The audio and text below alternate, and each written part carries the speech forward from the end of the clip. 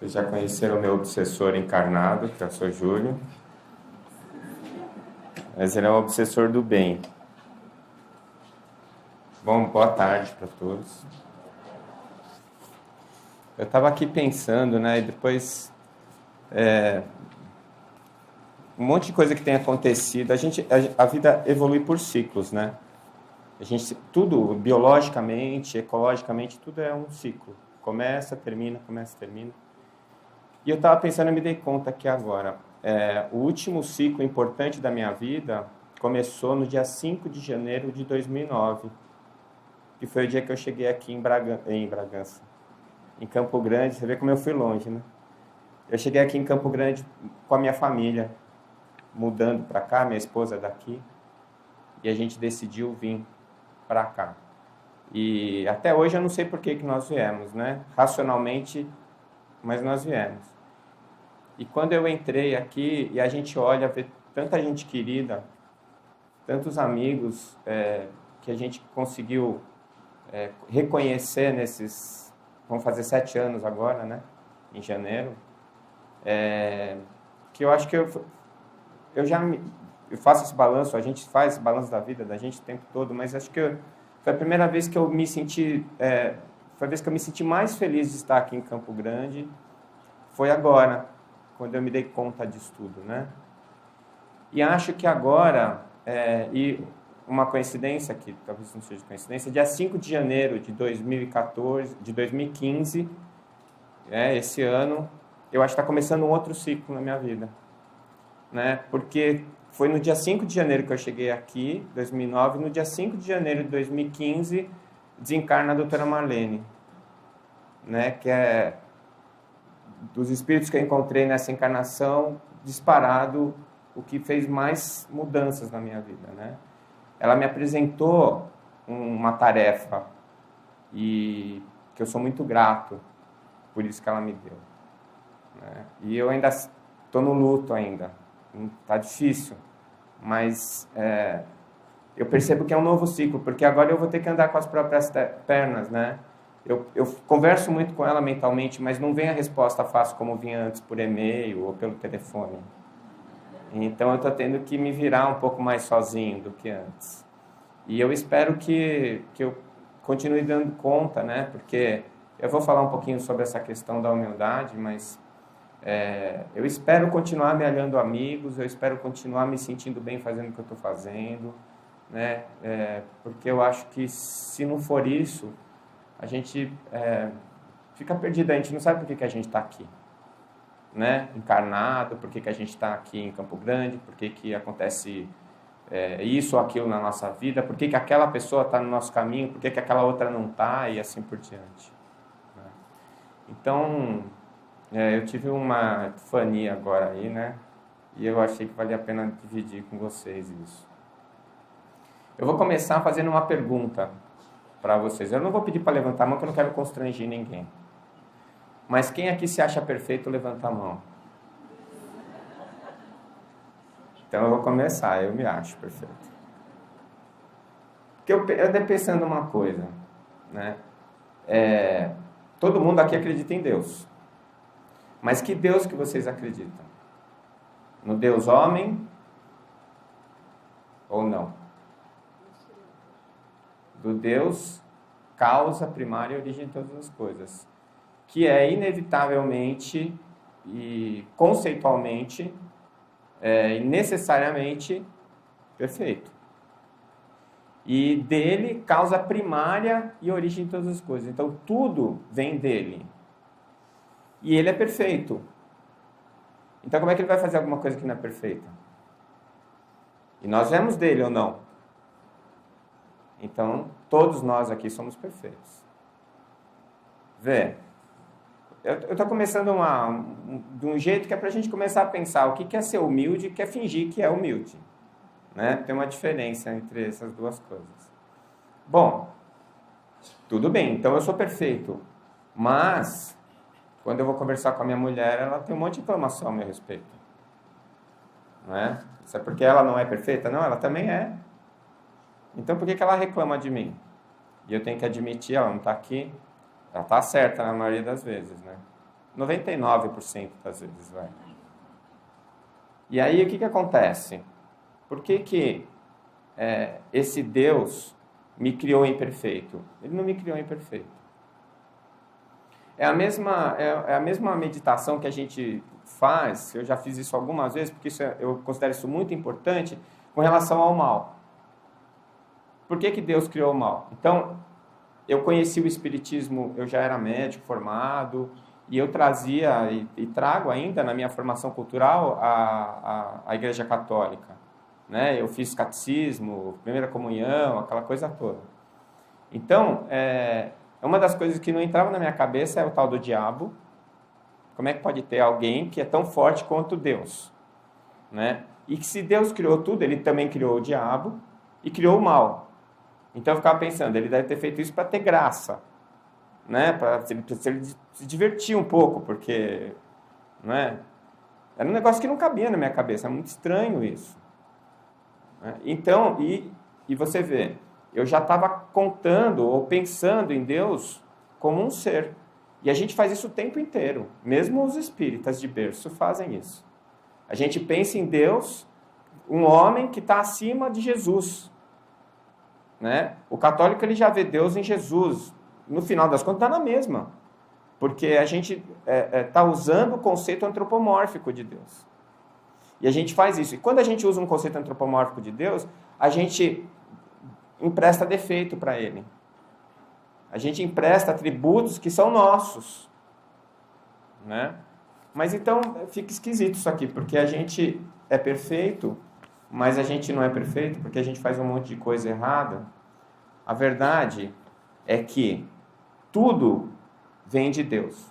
Então, é a Trindade Universal, está lá no Livro dos Espíritos. Tudo que existe faz parte de três coisas. É Deus, causa primária, origem de todas as coisas, que é um conceito, porque é muito complicado a gente pensar nele.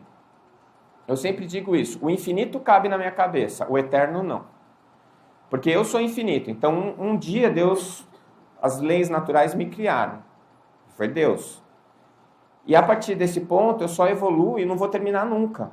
Eu vou sempre existir. Então, eu tenho uma referência de começo, para mim está tudo bem. Eu pensar que eu nunca vou terminar. É estranho, mas eu consigo imaginar. Agora, imagina alguma coisa que sempre existiu, que nunca teve começo e nunca tem fim. Eu não sei se vocês conseguem pensar nisso. Eu não consigo. Não consigo. Mas como é que começou? Começou, o universo começou. O planeta começou. Mas Deus não começou. Deus sempre foi. E isso é uma coisa muito complexa. O Berto Roden, um filósofo brasileiro, disse certa vez que Deus é esse que tua inteligência coubesse. Não cabe. Né? A criatura querendo entender o Criador, não cabe. Agora, o que existe, e Ele, Deus, é perfeito. E tudo emana de Deus. Então, Deus, causa primária de todas as coisas, e Ele vai produzir dois tipos de coisa. O princípio inteligente e o fluido cósmico universal. O princípio inteligente não é matéria. E o fluido cósmico é. É o único jeito de definir. Porque a nossa cabeça é tão centrada nos referenciais de matéria que tudo pra gente ou é matéria ou não é. Ainda a gente tinha aquela história da energia. Não, tem matéria e tem energia. Depois que veio Einstein, disse que matéria é energia e bagunçou. Porque nem isso dá para você separar. Então, ou é matéria ou não é matéria. O que não é matéria é princípio inteligente. E nós viemos desse princípio inteligente, que emanou de Deus. Essas duas coisas, elas coexistem, elas se interrelacionam, né? E elas necessitam uma da outra até um determinado ponto, né? Porque a gente sabe, pelo livro Libertação, que no momento angelical, no momento em que a gente tiver conhecimento suficiente de alçar uma esfera angelical, essa esfera angelical não tem mais matéria. Então, é o que o André Luiz chama de segunda morte. Aí você não vai ter mais perispírito, vai ter potencialmente, você vai ter corpo mental. Você vai continuar existindo como indivíduo, né? Mas num mundo, num plano que não tem mais matéria. né? Esse momento, eu acho que é o momento em que Jesus se refere que a gente vai ficar face a face com Deus. Não que Deus tenha uma face com olho, nariz, mas é o momento em que a gente vai ter a onisciência. A gente vai saber tudo o que é. A gente vai conhecer todas as leis que existem. E isso é Deus. São as leis naturais, que são perfeitas e, portanto, imutáveis. O perfeito não muda, ele é perfeito. É igual verdade. Quando a pessoa fala assim, na ciência as verdades são transitórias, isso é uma grande mentira, porque verdade é sempre verdade. Na ciência a gente considera transitória porque a gente vai na frente descobrir que o que a gente achava que era verdade não era. Ou aquilo que a gente achava que era uma coisa fechada, não era, tinha mais coisa além. Então, o que é transitório é a nossa ignorância, não a verdade. Não é? Então, vejam bem que dentro desse caminho, nós somos criados num determinado momento, né, 100% ignorantes. E a ignorância não é a falta de conhecimento. Ignorar é não saber que existe, não é? Então, nesse momento, a gente foi criado 100% ignorante, mas com 100% de potencialidade para nos tornarmos anjos. E este caminho do 0 até o 100 é um caminho que vai sendo preenchido com a evolução. Não é? E é nesse momento que nós nos encontramos hoje. Às vezes, quando eu estou otimista, eu acho que a gente está na metade do caminho. Às vezes, quando eu estou pessimista, eu acho que a gente está começando agora. A verdade é que, a partir do momento em que a gente toma consciência de nós mesmos, né, nós entramos numa faixa diferente de evolução. E a partir do momento em que nós temos o pensamento contínuo, a gente entra na faixa hominal. O dia que a gente aprender a amar incondicionalmente, a gente entra na faixa angelical. Então a gente está num caminho, tá? Como se fosse a barrinha do download lá. Então, eu gosto de imaginar que nós somos iguais uma bandeja cheia de copos vazios. Então, quando nós fomos criados como individualidades, né, no momento em que nós nascemos como espíritos, como alma, é como se tivesse uma bandeja e tivesse vários copinhos vazios na bandeja. Aí cada copinho tem uma coisa, tem um nome, cada copinho, de uma coisa que você precisa botar lá no copinho, né? Então, em vez de escrito lá Coca-Cola, Guaraná, suco de uva, está escrito lá paciência, tolerância, né? As virtudes estão lá. E nasce tudo vazio, tá certo? Conforme você vai vivendo a sua vida e você vai experienciando as coisas, nos dois planos, hein? Nos dois planos. Aqui no começo, quando a gente é mais primitivo, a gente fica muito mais tempo encarnado do que desencarnado. Os animais, por exemplo, eles encarnam compulsoriamente. Então, eles desencarnam, logo estão reencarnando. E nós, os homens mais primitivos, o Homo habilis, o homem de Neandertal, ele reencarnava compulsoriamente, um atrás do outro. E conforme a gente vai ganhando matéria mental, a gente vai sendo capaz de produzir pensamentos, a gente vai ficando mais tempo desencarnado. E os espíritos mais evoluídos, eles ficam mais tempo do lado de lá do que do lado de cá. O momento que a gente está vivendo agora é um momento de morte. Que a gente encarnado é um momento triste para a nossa... útil, mas triste para a nossa evolução. Porque o nosso mundo não é aqui. Nosso mundo verdadeiro é no plano espiritual. E para a gente estar aqui, a gente sofre um monte de restrições. A gente não consegue enxergar tudo que é, a gente só não consegue ouvir todos os sons que existem, todas as vozes. A gente não consegue sentir tudo que a gente é capaz de sentir. É como se você vestisse no seu perispírito aquelas máscaras, né, de esqui. Só fica o buraquinho do olho, um buraquinho para a boca, ou como se você estivesse vestindo um escafandro e indo para o fundo do mar.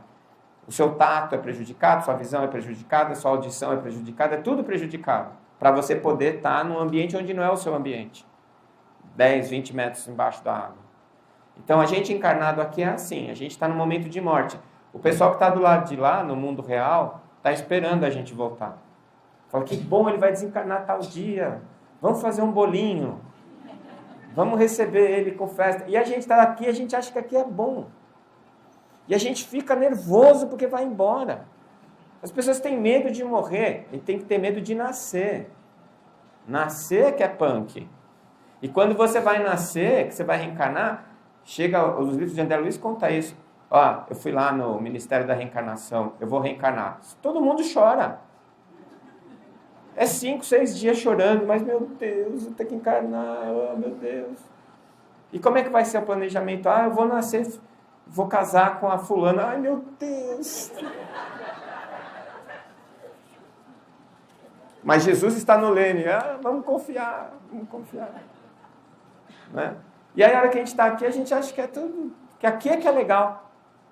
A gente acha que isso aqui é que é a realidade. Não é. Mas por que a gente faz essas viagens? Né? Por que a gente está vindo para cá? Porque a gente precisa preencher os nossos copinhos. Né? E o interessante é assim, é que a gente tem essa ideia, que eu estava falando para vocês, do bem e do mal. Isso era um outro problema que eu tinha. Deus não pode ter criado o demônio, nem criou o mal. Então, o mal é a ausência do bem. Então, nós não somos imperfeitos, nós somos incompletos, porque os nossos copinhos estão vazios. O problema é o seguinte, que não é um problema, é uma solução, na verdade, faz parte do mecanismo.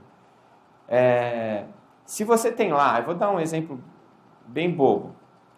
Paciência, o copinho da paciência. Eu preciso preencher esse copinho de paciência, mas ele está vazio.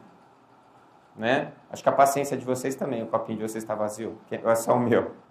Está todo mundo com a paciência, né? Ainda mais no final do ano, a gente já está vazia, minha paciência. O efeito da ausência da paciência é a impaciência, a irritabilidade. É um efeito, porque ela não existe.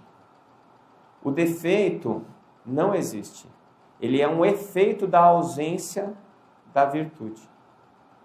Como o mal é o efeito gerado pela ausência do bem. Né? Eu dou esse exemplo sempre, alguns de vocês já devem ter ouvido um monte de vezes, mas é a história da luz e da escuridão. Então, se a gente fechar, vedar todas as janelas dessa sala, vai ficar tudo escuro, a luz apagada, tudo escuro, tudo escuro. Se a gente abrir uma frestinha, ilumina. Mas, se eu estiver do lado de fora da sala, está tudo escuro aqui dentro, e eu abrir uma frestinha, a escuridão não sai. Por quê? Porque ela não existe, ela é um efeito da falta da luz. Ela não tem substância, ela não é algo. Ela é uma ausência. Não é? Então, é igual saudades, né? Diz que saudade só tem em português essa palavra. Em inglês é falta. I'm missing you, não é? Eu estou sentindo falta de você. É a ausência. Então, o que existe em nós, na nossa incompletude, é o efeito da ausência do bem. São os meus copinhos vazios que promovem um efeito. E esse efeito eu experimento. Eu digo que isso é bom, porque se não fosse esse efeito, nós não nos moveríamos para encontrar o conteúdo para preencher o copinho. A gente precisa achar a paciência para colocar no copinho da paciência. A gente precisa dar luz para espantar a escuridão. Né? E como é que eu vou fazer isso? Como é que eu vou encontrar esse conteúdo? Lembra que a gente falou do conhecimento, né? Que a partir do momento que eu fui criado, eu vou evoluindo na medida que eu vou experienciando as minhas vidas, dos dois lados da vida. Primeiro mais tempo encarnado, depois mais tempo desencarnado, mas a minha relação com as pessoas e com as leis naturais, que são as leis divinas, eu vou me dando conta do que é. Né? A gente vive, enquanto encarnados, a gente vive uma grande ilusão. Por isso que Jesus falava assim, meu reino não é desse mundo. Bom, da onde é o reino dele, então? Ele não é o planeta, o governador do planeta? Vocês já não pararam para pensar nisso? Como é que não é desse mundo? Se ele veio aqui, encarnou, fez um maior sacrifício para ensinar a gente um monte de coisa que a gente até agora não aprendeu. Então, ele estava se referindo ao reino das nossas ilusões. Esse não é do mundo dele. Porque a gente cria uma ilusão que é só nossa. Então, o meu reino é um castelo que eu construí e que só cabe eu dentro. E todas as referências desse castelo são minhas. E aí, quando eu convido alguém para morar no meu castelo junto comigo, eu quero que esse alguém enxergue a mesma coisa que eu estou enxergando. Só que esse alguém tem o castelo dele. E para ele, você que está indo morar no castelo dele. Então, essa convivência entre as pessoas, isso acontece muito em família, marido, mulher, pais e filhos, né? Os nossos conflitos, pode prestar atenção, é por causa da falta de foco que existe entre o que eu vejo como real e o que ele vê. O que é importante para mim e o que é importante para o outro. Porque nós dois estamos aprendendo a enxergar a realidade. E enquanto a gente não aprende, a gente vive da ilusão. Né? Que é uma ilusão que nós construímos a partir dos estímulos que vêm do meio para a gente. Então, se você for discutir o que é realidade, o conceito de realidade, se você for nos filósofos, se você for na ciência, se você for estudar a neurofisiologia, você vai ver que é unânime a convicção de que aquilo que nós consideramos realidade é uma versão nossa dos estímulos que vêm do meio. É por isso que um adora amarelo, o outro odeia. Um adora quiabo, o outro não. Um gosta daquela pessoa e o outro detesta aquela mesma pessoa. Porque cada um enxerga o outro como quer. E você se enxerga como quer. Então, a verdade é que nós vivemos num mundo de ilusão. E é sobre isso que Jesus falava. Mas ele veio para dizer assim, pessoal, desce daí da nuvem.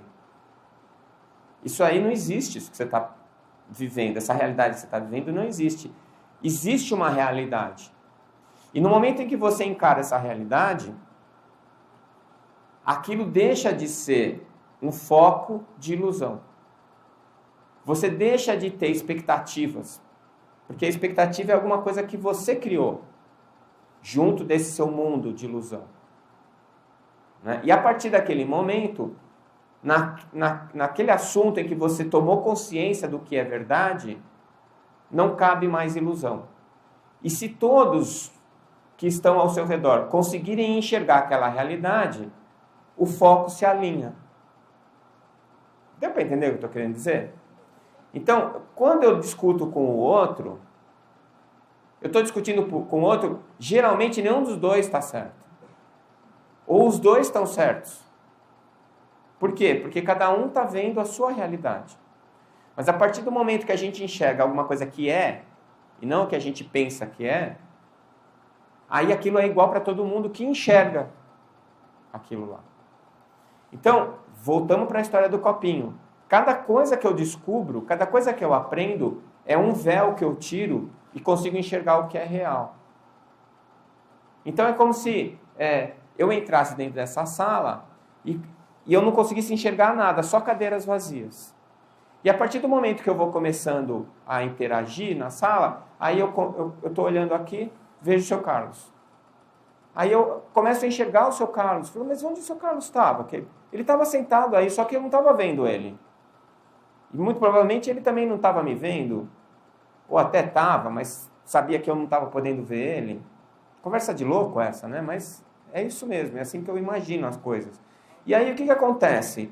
A partir do momento em que eu realmente enxerguei a verdade, ele está aí, está sentadinho aí, isso não vai mudar.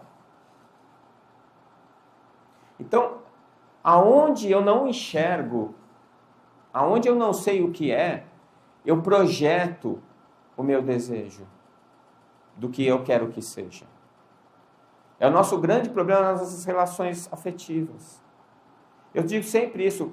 Quando o meu primeiro filho nasceu, e eu peguei ele no colo, eu pensei, é isso que Jesus falava sobre o amor incondicional. Agora eu entendi. Finalmente eu aprendi o que é amar incondicionalmente uma pessoa. E ele ia crescendo, eu dava banho, trocava a fralda, né? E achava tudo legal, achava tudo maravilhoso. Depois, quando sai do peito e vai para o papá, aí já trocar a fralda já começa a ser uma coisa que você, né? Você pensa duas vezes, você tenta jogar para a esposa. Eu já troquei hoje, agora é sua vez, né? Você vê como a coisa vai evoluindo. Mas ele está lá, ele está crescendo, ele está fazendo gracinha, bonitinho, aprendeu a falar. Aí você vai projetando, né? Você vai projetando nele todas as suas expectativas. Mas ainda assim, você ama aquele cara incondicionalmente. Você fala assim, se ele precisar do meu braço, eu corto o meu braço. Não é, assim, uma figura de linguagem, não. Né? Acho que vocês sabem o que eu estou falando. Mas aí chega um dia que ele entra na adolescência. E o que acontece quando ele entra na adolescência? Ele termina a conexão e ele passa a expressar de uma maneira mais límpida, mais clara, que espírito ele é. E, obviamente, nunca vai ser o que você imaginou. Porque o que você imaginou é seu. É a sua ilusão a respeito dele. É a sua expectativa de alguma coisa que só existe na sua cabeça. E aí você vai ter que aprender a aceitar ele do jeito que ele é. Mas aí você vai cobrar dele as coisas que você achou que ele era e ele não era. Isso não é incondicional, isso é condição. É ou não é? Então nem o filho a gente ama incondicionalmente. Mas é o mais perto que a gente chega disso. É o mais perto. Só que é isso que as coisas, é assim que a coisa evolui. Porque dentro dessa expectativa, eu ainda corto meu braço por ele. Ainda hoje eu corto. Só que não da maneira como eu imaginava que seria antes. Né? Porque eu tenho que aceitar ele do jeito que ele é. Eu já contei para vocês o meu teste para ver se casamento dá certo? Acho que tem gente aqui que já ouviu. Eu conto sempre as mesmas histórias. Ainda vai gravar, vai para a internet. Mas a minha imaginação fica por aí. Então eu vou repetir. Você pega a menina, pega a mulher primeiro, porque as mulheres são mais românticas, mais sensíveis, né? Aí você pergunta para ela, minha filha, você gosta dele? Ela vai falar, claro. Se ela falar, não, então já acabou o teste, não precisa nem continuar. Então, claro que eu gosto dele. Muito, muito, muito, muito. Qual é o pior defeito dele? Ah, ele não tem. Não dá um ano o casamento. Não dá um ano. Porque se ninguém tem defeito, o defeito é dela de ser cega. Né? Mas se ela falar assim, não, ele tem defeito. Ó, passou na primeira fase. Qual é o pior defeito dele? Ah, vamos supor. Ah, ele é pão duro. Ah, ele é pão duro. E como é que você vai resolver isso? Ah, eu mudo ele. Ó, esse é aquele casamento que vai se arrastar por anos e anos. Ela vai estar velhinha, vai estar xingando ele. Eu não sei porque eu casei com você. Por quê? Porque ninguém muda o outro. A única pessoa que a gente é capaz de transformar é a gente mesmo. E a gente não faz. Difícil. Agora você imagina você transformar o outro. Você pode coagir ele. Enquanto você tiver alguma coisa que ele precisa, você pode forçar ele a agir da maneira como você quer que ele age. Mas você não está transformando ele, não. Você está forçando a barra só. No dia que ele não precisar mais daquilo, ele vai cair fora. Isso chama coação. Então, se ela falar que vai mudar ele, é para ter pena. É para ter pena. Agora, se ela falar assim, eu aprendo a conviver com isso. Eu vou dar um jeito, eu me adapto. Esse casamento, no que depende dela, vai dar certo. Tem que perguntar para ele a mesma coisa. né? Então, é a história do polvilho, né? Tem o polvilho doce e o azedo, não é assim? Qual é a diferença de preparo do doce e do azedo? Eu aprendi isso agora, faz pouco tempo. O polvilho azedo você tem que ficar mais tempo na água para tirar mais a sujeira. Então, se você quiser comer polvilho azedo, você tem que ter paciência. Paciência. Então, se você quer casar com um polvilho azedo, que você saiba que ele é um polvilho azedo. Né? É a mesma coisa a expectativa, que também me dá muita pena mesmo. Aquelas mulheres falam assim, eu estou esperando o meu príncipe encantado que vem me fazer feliz. Ô dó! Não é? O príncipe encantado, não existe príncipe encantado. Deixa eu falar. Você pode beijar quantos sapos você quiser, que nenhum deles virá príncipe. Mas pode beijar um príncipe que é só você dormir com ele, quando ele acordar no dia seguinte, é um sapo. Porque ninguém resiste ser príncipe todos os dias. Nos horários críticos. Quando levanta de manhã, quando está de mau humor, quando chega cansado, quando está com sono, quando está com fome. Quem é que é príncipe? Fala para mim. Não é verdade? Então, se você entra numa relação com as expectativas de que o outro seja aquilo que você quer que ele seja, o que é que vai acontecer? Decepção. Depois da decepção vem a mágoa. Depois da mágoa vem a raiva. E aí, o que é que precisa para resolver isso? Divórcio. O divórcio resolve parte do problema. Resolve a convivência, mas não resolve o problema. Qual é o único remédio que existe para a raiva, para a mágoa? Perdão. A manifestação do amor. O perdão. Por isso que o Chico falava que quem perdoa ainda é espírito evoluído. Por quê? Porque se você perdoou, é porque antes você se magoou. Se você se magoou, é porque você não ama incondicionalmente. Você esperava alguma coisa dele. Então, no mundo do amor incondicional, a palavra decepção desaparece, a palavra ingratidão desaparece. Porque o que é o ingrato? O ingrato é aquele que não te deu o que você acha que você merecia pelo que você fez por ele. Então, assim, eu vou te amar, desde que você seja um filho bem legal. Eu acho, nesse ponto, a relação entre marido e mulher é muito mais honesta. Porque assim, olha, eu te amo, mas é o seguinte, tem umas regras. Você não pode sair com mais ninguém, sou só eu. Né? A gente estabelece as regras. E a gente segue. Quebrou a regra, acabou o casamento. Como dizia um amigo meu, é um cristal. Quebrou, cola, fica a cicatriz. Né? Então, na relação, a confiança, a vontade de aceitar o outro como ele é o segredo do sucesso. Então, quando você ama incondicionalmente, você faz pelo outro alguma coisa, você não espera absolutamente nada dele. Nada. Você já se satisfaz por poder fazer. E aí, se você não espera nada, o que é ingratidão? Não existe. Se não tem ingratidão, não tem mágoa. Porque a mágoa é, poxa vida, olha o que ele fez por mim. É uma coisa, mas ele me agrediu e eu cuidei bem dele. O seu gatinho faz isso e você não acha que ele é ingrato? Não é? Outro dia, estava na casa de um amigo, aí a esposa dele veio com a perna toda arranhada. Eu falei, Joana, o que é isso na sua perna? Você brigou com o Roberto? Tiveram... Não, é minha gatinha, é um filhotinho, e ela veio brincar outro dia e me arranhou. E deu risada. Quer dizer, ela não ficou com raiva da gata, não quis matar a gata, não jogou da janela do apartamento. Por que ela não fez isso? Porque ela não tem expectativa com relação à gata. Ela sabe que é um gato, que é um animal, que não pensa, que ele não fez porque odeia ela. Sabe? E a gente precisava fazer isso com tudo, com todas as pessoas em volta da gente.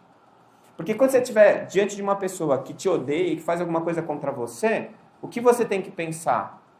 Coitado, está desorganizado. É a mesma coisa. Eu não sei se vocês pararam para pensar nisso. Quando eu tive aquela notícia do que aconteceu na França, num primeiro momento, eu fiquei com muita raiva dos terroristas. Depois eu parei para pensar e falei, gente, eles é que precisam da nossa prece. E esse pessoal está pior que os que eles mataram. Eu estou errado? A hora que esse pessoal... Porque eles estão vivendo uma ilusão que está indo diametralmente contra a lei natural, que é a lei de amor. Quando cair a ficha desse pessoal, eles vão precisar de muita prece, de muita ajuda. Aliás, já estão precisando, com certeza. Não é verdade? Não é por aí? Então, a gente é gozado, porque mesmo a gente sendo espírita, a gente tem uma perspectiva materialista da coisa. Então, a gente tem medo de morrer. Essa história de falar que espírita não tem medo de morrer é brincadeira, isso é folclore. Todo mundo tem medo. A diferença é a maneira como você encara a situação, como você enfrenta a situação. Mas só o fato de você estar encarnado, existem vários fatores biológicos que fazem você ter medo de morrer. Então, nós não somos diferentes dos outros, mas o que a gente tem de conhecimento preencheu algumas, tem que ter preenchido alguns dos copinhos da sua bandeja. E quando você preenche esse copinho da sua bandeja, o efeito negativo desaparece. E aí o que aconteceu? Você evoluiu. A barrinha do download cresceu mais um pouquinho. Tem um copinho a mais preenchido lá. Então todo mundo que está aqui dentro hoje tem uns copinhos que estão bem cheios, outros que estão vazios, que não tem nem cheiro, e tem outros que estão pela metade, que já tem 1/4, 2/4, 3/4. E a bandeja de um é completamente diferente da do outro, em termos de preenchimento. E é por isso que a gente está junto. Porque o que eu já sei, eu compartilho com você que não sabe. E por outro lado, o que você não sabe, você me ensina. E aí a gente vai trocando as experiências e um ajuda o outro a encher o copinho. Então, vocês concordam comigo que dá para eu dividir, em vez de falar em bem e mal, eu falar em consciência e ignorância? Porque o mal não é nada mais, nada menos que a ausência do conhecimento. A ausência do que é. Isso para mim foi libertador. Primeiro que eu consegui entender Deus. Ele não criou nada errado. Eu não sou imperfeito. Eu sou incompleto. E ele não criou o mal. O mal é o que falta. Ele criou o bem. O bem existe. Ele está lá. A lei de amor que plasmou tudo, que é o pensamento divino, está lá. É. Não é? E a partir disso, eu preciso o quê? Conhecer. Então, o copinho que está vazio, eu vou encher ele como? Eu vou encher ele tomando ciência disso. Consciência. E como é que eu faço isso? Quem arrisca? Como é que eu vou aprender? Não é com a experiência? Experiência. Boa vontade também. Só está antecipando minha palestra, dona Areuda. Espera um pouco. Então, a consciência, ela é a experiência, e essa experiência te traz um aprendizado. O aprendizado preenche o copinho. Como é que eu consigo ter experiência? Bom, para mim isso funciona assim. São duas maneiras de eu ter experiência. A primeira é a experiência que eu mesmo vivi. Eu mesmo vivi. Então, eu fui lá, experimentei e não gostei. Ou fui lá, experimentei e achei legal. E aí, se eu achei legal, eu comecei a repetir. Ao longo do tempo, aquela experiência de repetir aquilo lá vai me dar uma segunda notícia. Olha, isso realmente é bom, pode usar. Ou não, parecia bom, mas não é. Então, a partir do momento que eu vou experienciando, eu vou decidindo o que serve e o que não serve para mim. Né? E essas decisões, elas são marcadas pela minha percepção do que é bom e o que não é. Como é que eu percebo o que é bom e o que não é? Com a emoção. A emoção, o bem-estar ou o mal-estar. Tá certo? Então, essa é a experiência minha. Mas só a minha experiência conta? Não. Eu posso experienciar através da experiência alheia. Como é que eu faço isso? Bom, eu posso observar o outro. E aí é assim, eu estou lá, né, na fila para entrar num brinquedo no parque de diversões. Aí eu estou lá. Aí todo mundo subindo na roda gigante. E eu estou lá na fila, e estou olhando o pessoal. Eu não sei se vocês são que nem eu. O que você faz? Você vai olhar o cara que está saindo. Se ele está saindo rindo, feliz, eu estou na fila ainda. Se sai alguém chorando, eu já nem entro. Aí entra o cara e a roda gigante começa a rodar. De repente a roda gigante quebra. Você vai ficar na fila esperando? Você vai vazar. Na outra vez que você for num outro parque de diversões, tiver uma roda gigante, para você entrar na fila, você vai pensar 2 vezes. Por quê? Você teve a experiência de ficar preso na roda gigante? Não. Mas você experienciou o outro tendo a experiência. E isso pode ser marcante para você. Se você prestou atenção e se você estava atento para aquilo que estava acontecendo, aquela experiência do outro vale como sendo sua experiência. Então você não precisa passar por absolutamente tudo para aprender.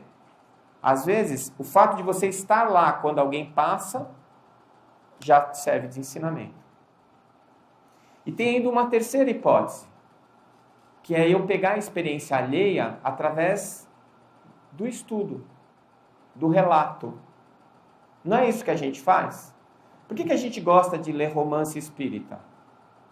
Por que a gente gosta de ler romance? Por que a gente gosta de ir no cinema? Por que a gente gosta de ler livros? Quando você quer saber sobre um assunto, você pega um livro para ler sobre aquele assunto. Por que a gente faz isso? Porque aquilo são experiências dos outros que você pode captar para você. Só que a intensidade dessa experiência é bem menor do que você está experienciando o outro ou de você estar passando por aquela situação. Então são graus diferentes de percepção. E às vezes você está naquela experiência, mas não está. Por exemplo, você está lá no parque de diversões, você está lá na fila, a roda gigante quebrou, todo mundo ficou preso, deu um maior pepino, você não foi na roda gigante. Mas aquilo ficou registrado não de uma maneira muito fixa na sua cabeça, emocionalmente. Porque você não se solidarizou com quem estava lá na escada, na cadeira, na roda gigante. Escada, cadeira, eu estou na roda gigante. Então você estava na fila, você viu o pessoal desesperado lá, a roda gigante parada, mas você não, emocionalmente aquilo não te disse nada. Você fala, pô, que droga, hein? Quebrou. Você vai embora. Da próxima vez que tiver uma roda gigante, você não vai pensar 2 vezes de entrar na fila. Por quê? Porque você não experienciou aquela coisa de ficar preso. Você não se transportou para a pessoa que estava sofrendo. Então aquilo não vale. A mesma coisa quando você está estudando. Você está estudando, se você não prestar atenção no que você está lendo e não tentar contextualizar aquele conteúdo para os teus referenciais, você termina o livro do jeitinho que você começou. Você não segura nada, não retém nada do livro. E aquela experiência de ter lido o livro não serviu para nada. Às vezes eu falo assim, as pessoas falam, você leu tal livro? Puxa, não li. Ah, eu li. Você leu tal livro? Não li. Ah, mas eu li. Aí você fala assim, poxa, esse cara é muito mais culto que eu. Ele já leu o dobro, o triplo de livros que eu li. Aí tem um livro que ele leu, mas que você também leu. Aí você fala, puxa, esse livro eu li. Opa, vou conversar com ele sobre o livro. Ele não lembra de nada. Mas ele leu os outros livros. Então a biblioteca dele falou, eu li tudo. Tem 1000 livros na minha biblioteca, eu li tudo. Tá, vamos falar de um deles. Ah, isso eu não lembro. E esse? Também não. E esse? Também não. Você perdeu tempo. Perdeu tempo. É igual assistir televisão. Como diz o meu filho, é suga a vida. Suga a vida. Você está ali, qual é a tua experiência daquele momento? Bom, pode ter coisas boas, claro. São experiências, vivências. Mas vou trocar, em vez de televisão, videogame. Você está jogando videogame, aquele negócio não te traz nada. Não te traz nenhuma informação. Então, aquele período que você ficou lá, vocês não jogam videogame? Não. Mas Candy Crush joga. O pessoal do Candy Crush, aquele é o craque. E fica. O que você está pensando naquela hora? Nada. Suga a vida. São segundos valiosos, que você podia estar pensando em alguma coisa. O Arthur Schopenhauer fala do ócio produtivo. O que é o ócio produtivo? É quando você não está fazendo nada fisicamente, mas você tem espaço mental para pensar em alguma coisa útil. Se você não tiver o ócio produtivo, você não produz nada, nada acontece na sua vida. Eu gosto muito disso quando eu estou dirigindo. Às vezes eu tô com alguma coisa coçando na minha cabeça, eu desligo o som e fico pensando enquanto eu estou dirigindo. Será que isso é assim? Será que isso é assado? E aí eu tiro essas conclusões que aí eu trago para a palestra. Não sei se é verdade ou não, mas nós estamos aqui para dividir. Né? Então, é nesse momento em que é muito importante você parar para pensar o que é que está acontecendo na sua vida, para você contextualizar aquela experiência e decidir se aquilo vale ou não para você.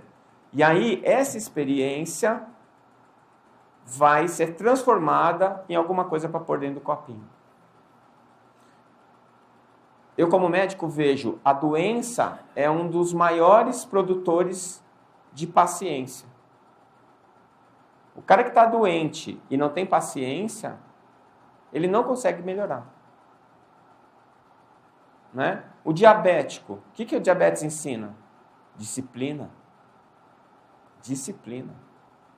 Você tem que comer certo, você precisa tomar o remédio na hora certa, você tem que fazer tal coisa. Disciplina. Se você não for um diabético disciplinado, você vai morrer cedo. Né? E outras coisas na vida da gente, elas vêm para nos trazer algum conteúdo do copinho. E a gente xinga pra caramba. A gente fala que não é, que droga, por que isso está acontecendo comigo? Bom, está acontecendo com você porque é a sua vez. É a sua vez de aprender aquilo lá. E tem isso também. Tem copinhos que você só pode encher quando os outros têm uns pré-requisitos para você encher aquele copinho. Não é qualquer copinho que você enche qualquer hora, não. Você tem que ir aprendendo e vai evoluindo. Né? Então, quando você está nessa vivência da experiência, duas coisas podem acontecer. É igual moeda, cara ou coroa. Ou dá certo, ou dá errado. Vocês concordam comigo? Não tem uma coisa que deu mais ou menos certo? Não tem. Na verdade, ou deu certo ou não deu certo. O que pode acontecer é que tem vários fatores envolvidos em determinada decisão. Por exemplo, eu decidi que vou morar com aquela pessoa. Deu certo ou não deu certo? Bom, depende. Às vezes deu certo financeiramente, mas não deu certo afetivamente. Às vezes deu certo afetivamente, mas não deu certo sexualmente. Às vezes deu certo sexualmente, mas não deu certo socialmente. Tem um monte de fatores a serem incluídos nessa conversa. Então, às vezes pode ter dado certo num e não ter dado no outro. E no final você vai tirar o balanço e falar, mais ou menos. Mas para cada coisa, ou deu certo ou não deu. Então, se você está experienciando para aprender, o que é que vai fazer com que você decida se aquilo é bom ou ruim? São as suas escolhas. Você está diante de um dilema, você vai ter que escolher. Ou eu vou fazer medicina ou eu vou fazer direito. Ou eu vou estudar ou eu vou para a balada. Ou eu vou jogar Candy Crush ou eu vou ler um livro. Você está decidindo o que você quer fazer naquela hora. E aí, aquilo vai te levar a uma consequência. A consequência vai te dizer se foi legal ou não. Então, tem algum jeito de aprender sem ser tentando? Não tem. Quando você entrou na faculdade, você aprendeu um monte de coisa no livro, na teoria. A hora que você vai, o primeiro dia para o trabalho na prática, parece que você nunca aprendeu nada sobre nada. Quantos anos tem que passar para você pensar assim, puxa, aquilo era importante, o professor falou, e eu não estudei aquele negócio, achei que não tinha nada a ver. E agora eu estou precisando. Não é? Diz que a teoria na prática é outra. Né? Por quê? Porque a experiência adquirida teoricamente é aquela experiência longínqua. O outro teve, te passou, mas o estímulo é fraco. Mas na hora que eu estou vivenciando, mesmo com aquele referencial dele, aquilo se sedimenta.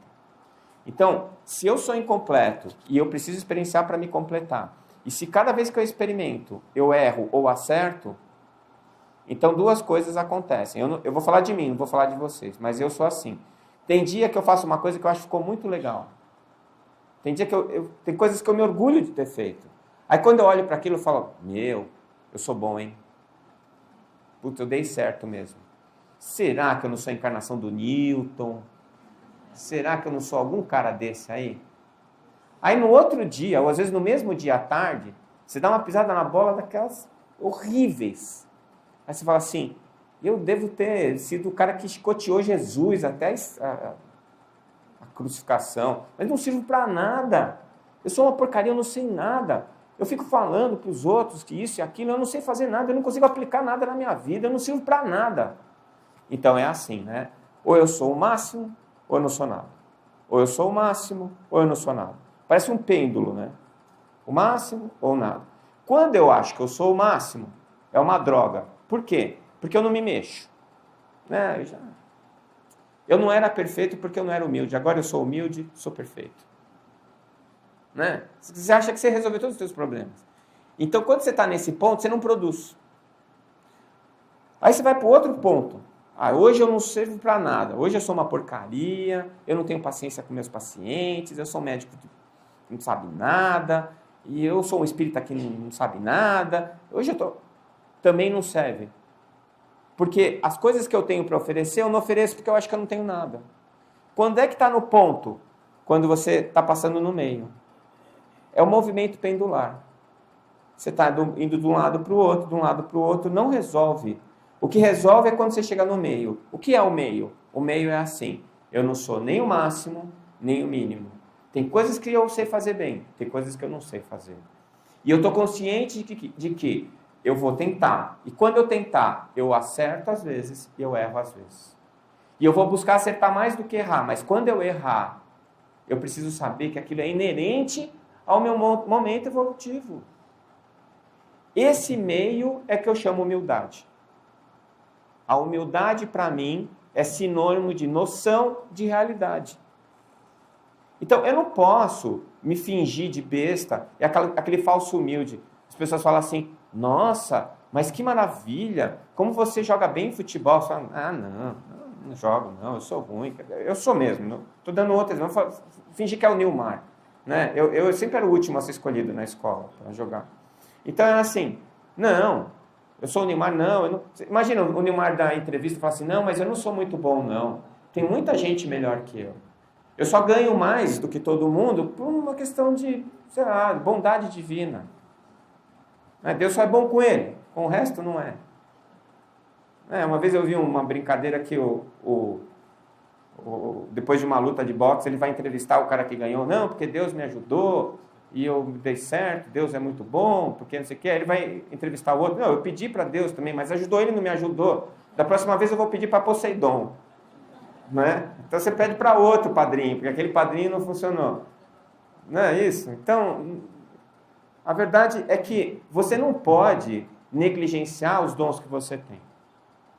Até porque esses dons te foram emprestados. E todos nós temos. É que tem alguns que aparecem mais. Por exemplo, do Nilmar. Porque tem alguém que paga, porque a gente gosta de ver ele jogar. Então, ele é um cara especial naquilo que ele faz, que é jogar futebol. Vai lá. Mas o Neymar tem os copinhos vazios dele. O copinho cheio dele é do futebol. Né? Então, o que está errado? Está errado eu achar que ou eu sei tudo ou eu não sei nada. Mas mesmo dentro daquilo que eu domino, eu tenho que saber que vai ter dia que eu vou estar melhor e vai ter dia que eu vou estar pior. Por que é importante isso? É importante porque para eu não tentar fazer uma coisa que eu não sei, porque isso vai me frustrar. E para eu não deixar de fazer uma coisa que eu sei e que pode beneficiar alguém, e por causa da falsa humildade, eu não faço. Esse é o momento certo, é a humildade, noção de realidade. Eu passo por esses momentos na minha vida. Tem dia que parece que eu estou no ponto. São os dias melhores. Às vezes eu falo, puxa, hoje eu estou bem. Eu vou sentar e vou escrever alguma coisa, vou preparar uma aula, vou escrever um capítulo do livro, vou fazer alguma coisa. É o dia que eu mais produzo. Aí depois, quando eu estou lá na porcaria, achando que eu não sirvo para nada, eu leio o que eu escrevi, eu falo, nossa, eu devia estar mesmo psicografando, eu estava intuído. Como é que eu ia escrever um negócio legal desse? Eu não sirvo para nada, eu não faço nada de bom. Agora, se eu pegar esse mesmo texto, quando eu estiver me achando o máximo, e falar assim, isso ficou uma droga, eu não vou publicar não. Vou jogar fora, isso aqui é porcaria. Né? Porque eu estou fora da realidade, eu estou desfocado. Então, eu preciso achar esse ponto. Né? Enquanto a gente não tem isso, Porque a gente passa por momentos de humildade, você precisa resolver o problema do erro. Porque quando você percebe o erro, o que acontece? Alguém aqui erra de propósito? Você fala assim, hoje eu acordei de pá virada, vou sair, vou fazer tudo errado. Aí alguém vem te cumprimentar, você fala, não quero falar com você. Aí você pensa assim, será que ele se magoou? Tomara. Alguém faz isso? Não faz. Sabe, a gente erra por ignorância. Mas aí tem um momento em que a ignorância desaparece, que é o momento em que você vai experimentar a resposta daquilo. E neste momento é que cai a sua ficha. E é o momento do arrependimento. Veja, agora eu vou usar essas palavras, eu estou dando conceito. Você pode imaginar diferente. Eu estou dando conceito porque você pode usar a palavra de uma maneira diferente. Arrependimento e culpa, para mim, são coisas diferentes. O que é o arrependimento para mim? É a tomada de consciência do erro. Eu fui procurar no dicionário, funciona igual no dicionário. Então, eu estou definindo agora para vocês entenderem o que eu quero dizer. Então, no momento em que eu cometi um erro, porque eu fiz uma escolha errada, e eu percebi que eu errei, esse é o momento da tomada de consciência. Para mim, isso chama arrependimento. A partir do momento que eu me arrependi, eu tenho dois caminhos que eu posso tomar. O da culpa ou da responsabilidade. O da culpa é assim, eu não presto, eu não sirvo para nada. Eu vou lá para o outro lado lá do pêndulo. Por que droga? Por que eu fiz isso? Eu não mereço viver. Por que não sei o que lá. Aí o que é o culpado? O culpado é o que senta e chora. Quem está sentado chorando não está produzindo nada. É suga a vida também. Culpa é suga a vida. É igual Candy Crush. E você fica ali se martirizando. Aí sabe o que acontece? Você fica doente. Ou você deprime. A culpa crônica é a depressão. Vira depressão. Você deprime, você tem dor de estômago, tem úlcera, tem alteração intestinal, tem gente que entope, tem gente que tem diarreia. E assim vai. Para que serve a culpa? Para nada. Para nada. Não serve. É para aprender. Não é. O que ensina é responsabilidade, não é culpa. Que é o outro caminho. O caminho da responsabilidade é aquele caminho que você fala, meu Deus, que bobagem que eu fiz. Não é para fazer mais isso. Aí você vai lá e tenta consertar. Quando dá. Às vezes não dá. Mas você vai lá tentar consertar. E você fala assim, eu não vou mais fazer isso. Eu vou me virar e vou continuar o meu caminho. E isso eu vou registrar. Pega a caderneta aí, anota aí. Não fazer mais isso. Você quer o maior e o melhor exemplo disso? Paulo. Quem leu Paulo e Estevão? Ele estava vindo nas portas de Damasco. Qual é o passado dele até ele estar entrando em Damasco? Tinha matado e torturado um monte de gente. Tinha matado e torturado o irmão da mulher que ele amava. E ele estava indo fazer o quê em Damasco? Ia matar e torturar. Esse cara é um cara bom ou um cara ruim? É um cara incompleto, como todos nós.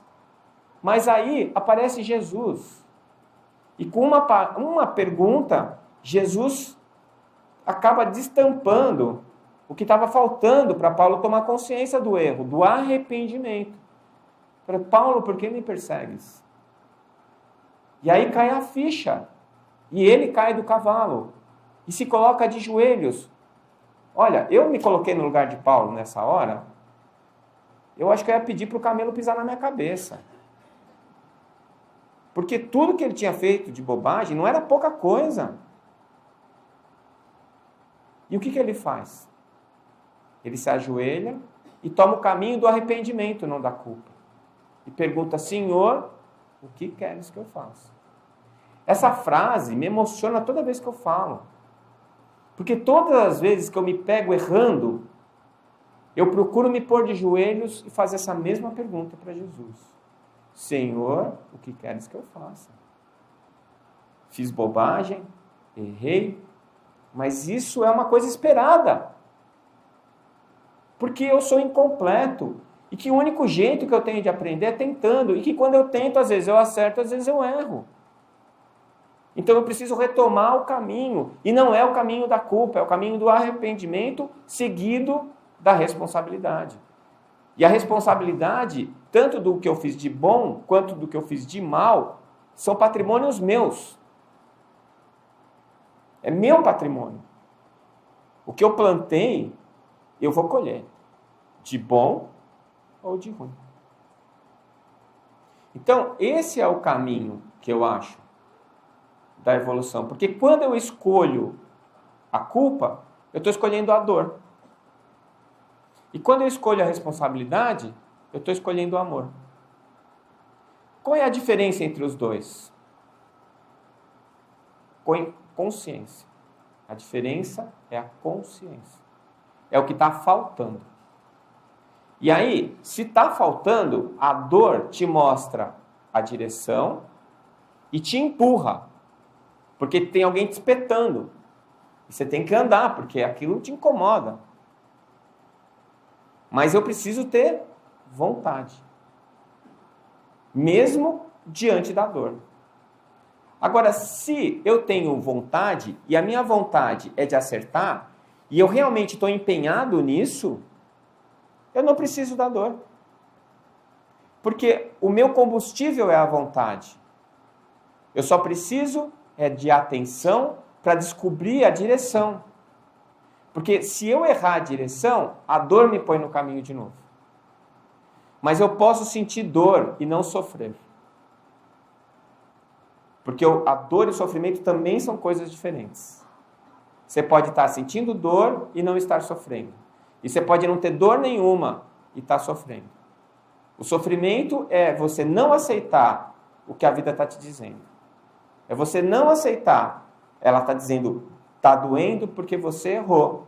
Porque o caminho não é esse, o caminho é outro. Então, por que a gente tem que escolher a dor?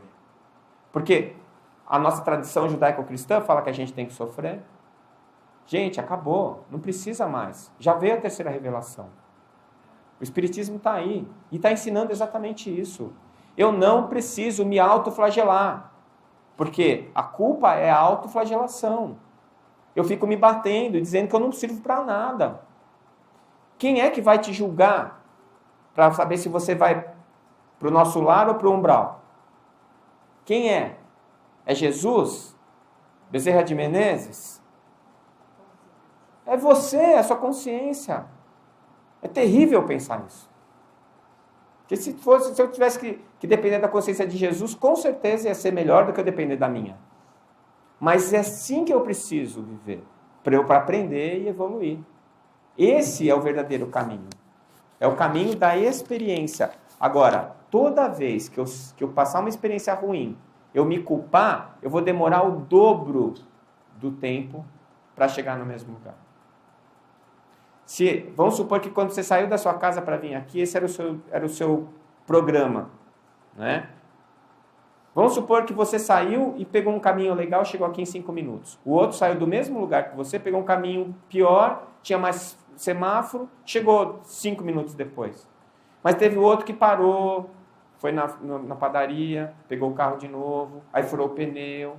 Aí quando ele chegar aqui já acabou, todo mundo foi embora.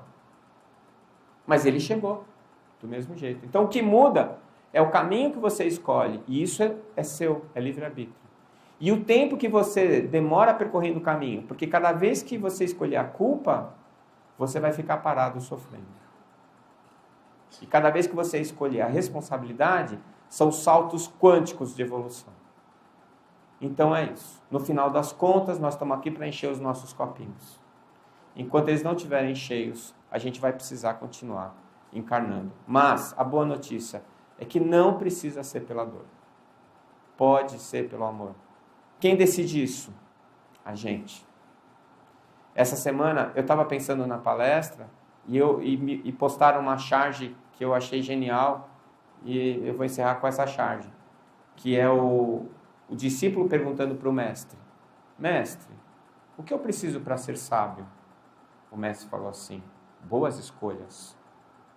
Aí o discípulo pergunta: Mestre, e o que eu preciso para fazer boas escolhas? Ele responde: experiência. E mestre, o que eu preciso para ter experiência? Más escolhas. Muito obrigado.